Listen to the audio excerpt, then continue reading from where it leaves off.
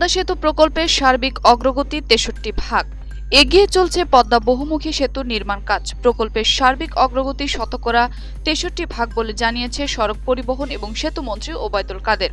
পদ্মা বহুমুখী সেতু প্রকল্পের সার্বিক অগ্রগতি শতকরা ৬৩ ভাগ এবং এই মাসের শেষ সপ্তাহে জাজিরা প্রান্তে আরও একটি স্প্যান স্থাপন করা হয়েছে। সড়ক পরিবহন এবং সেতু মন্ত্রী ওবায়দুল কাদের বনানী সেতু ভবনের সম্মেলন কক্ষে সেতু বিভাগের কর্মকর্তা কর্মচারীদের সাথে মতবিনিময় সভা শেষে সাংবাদিকদের সঙ্গে কথা বলেছিলেন।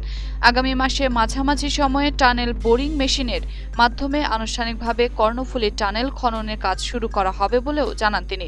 ওবায়দুল কাদের জানিয়েছিলেন, পদ্মা বহুমুখী সেতু প্রকল্পের মূল সেতুর অগ্রগতি শতকরা ৭৩ ভাগ, নদী শাসন কাজের অগ্রগতি শতকরা ৫০ ভাগ এবং মোট ২৬১ পাইলের মধ্যে ১৯১টি পাইলের কাজ সম্পাদিত এবং আরও ১৫টি পাইলের আংশিক কাজ শেষ হয়েছে।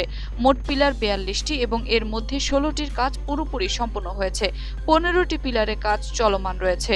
মোট স্প্যান ৪১টি, এর মধ্যে ৬টি স্প্যান স্থাপন করা হয়েছে, ফলে ৯০০ মিটার দৃশ্যমান হয়েছে।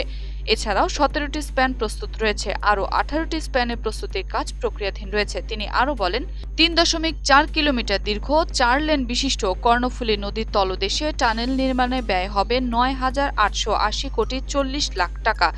টানেল বোরিং মেশিনটি পরীক্ষা নিরীক্ষা সম্পন্ন হয়েছে। আগামী মাসে মাঝামাঝিতে আনুষ্ঠানিকভাবে কর্ণফুলী টানেলের খনন কাজ শুরু হবে। ৩১ ডিসেম্বর ২০১৮ পর্যন্ত সার্বিক অগ্রগতি শতকরা ৩০ ভাগ ছিল। ২০২২ সালে টানেলটির নির্মাণ কাজ শেষ হবে বলেও জানান তিনি।